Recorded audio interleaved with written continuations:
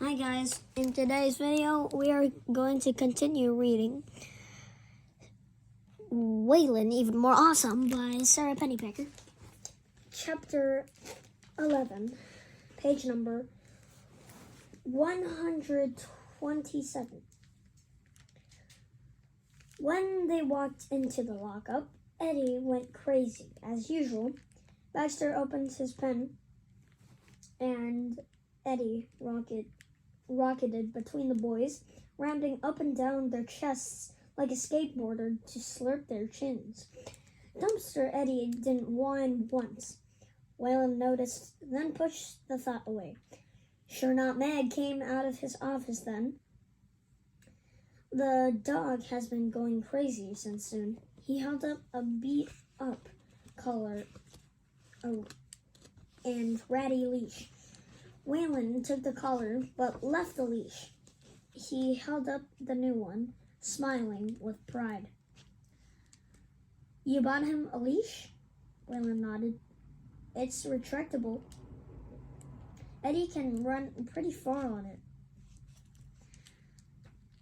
You bought an expensive leash like that and a mutt you don't own?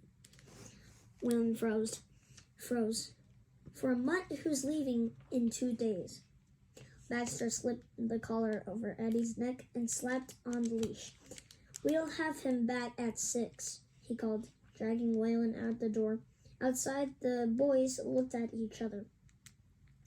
Do you think he suspects? Waylon whispered.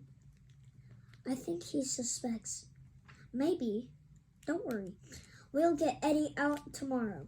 Then it won't matter what he suspects because we will own him with a license. Baxter was right, but the anxious feeling didn't leave Waylon as they walked to the park. Baxter looked worried too. Eddie, at least, was delirious. He practically danced down the street, stopping to say hello to anyone who gave him the slightest opportunity, and prancing right onto Boston Common as if he owned the whole thing. Waylon had never seen a dog so happy. It made him feel happy, too, but also a little sad. What's wrong? Baxter asked. Nothing. Well, it's just... I think Eddie likes you more than he likes me, Waylon admitted. That's nuts. Why do you think that? When I have him, he has a good time, sure, but not like this. He whines a lot and as if something's bothering him. Today, no whining. Baxter said. I've noticed that too. When I take him out, he's always sniffing around and whimpering as if he's lost something. Really? He does that with you too? And suddenly, Waylon understood. He's like Willie and Lily, he cried. What? Willie and Lily's mom and dad got divorced in the summer. They wanted the weekends to be one parent, one's kid time, but Lily and Willie didn't. So they act all whiny unless both parents take them out together. Eddie is like them. If one of us takes him out without the other, he's not happy. And if you are like Willie and Lily's parents. No, we are not. Baxter scoffed. We aren't married. Waylon rolled his eyes. I know that, but still, that's what Eddie's doing. He wants us to take him out together. Just then, Dumpster Eddie shot past them in a spray of snow. He ran just to the end of his 25-foot line, then spun in mid-air and shot back in the other direction. Genius dog, Baxter said. He's already figured how to get the longest dash. Waylon watched for a while. It was great to see Eddie run like that, but it worried him too. When we're at school, he'll leave the igloo and go running. I know we'll have to worry about him being in traffic. And being cold too. And we get wet and getting wet when it rains. And one day we were quiet. Keeping a dog in an igloo wasn't perfect. It was just as the best they could do. When Waylon got home, his mother was vacuuming the living room, and the rest of the family was in the kitchen doing their weekend chores. Waylon took out the trash, then came back and put a new liner in the can. Mr. Zakowski picked up a clutter of papers on the counter. Look, you had mail yesterday. Charlotte, he said, holding up an envelope. You didn't open it. Waylon didn't know why his father looked surprised. Jan didn't do much of anything these days, except lock herself in her room and work furiously on what she called her ilver. I don't know how to pronounce that word, ilver, which was some sort of performance masterpiece.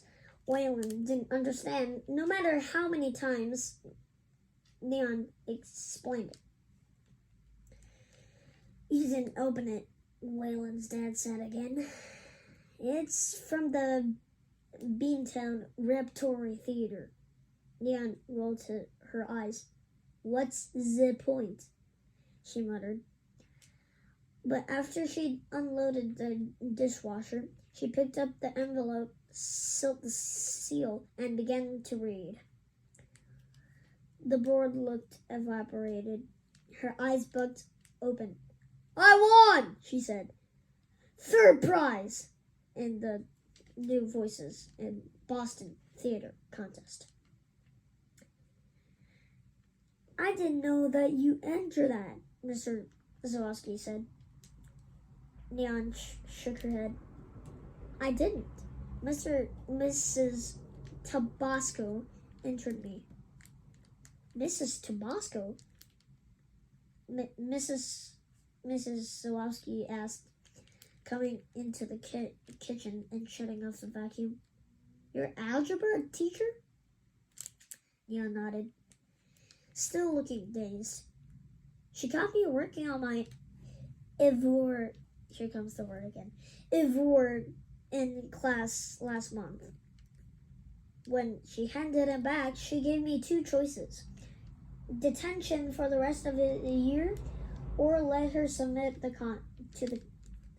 to the contest. So, obviously, I let her. What's the prize? Well, Waylon asked.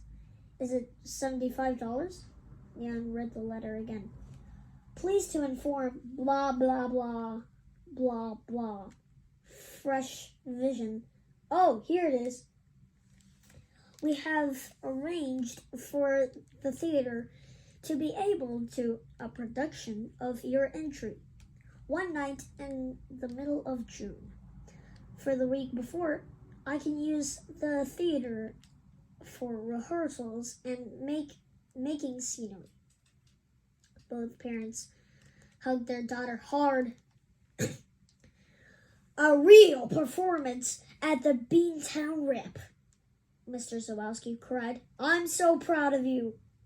Mr. Zawowski looked as happy as if he won the prize himself. But later in his room, one wondered, at the exact time he was waiting to hear if his own writing would ever be performed in front of an audience, if his kid gets the prize. Did he feel a little bit jealous? Waylon sat up. His father His father was running the lights again tonight. He would be home for another hour. That gave Waylon just enough time to do what he needed to be done. He climbed out of bed and padded down the hall into his father's writing room. That is the end of the chapter 11. See you next time.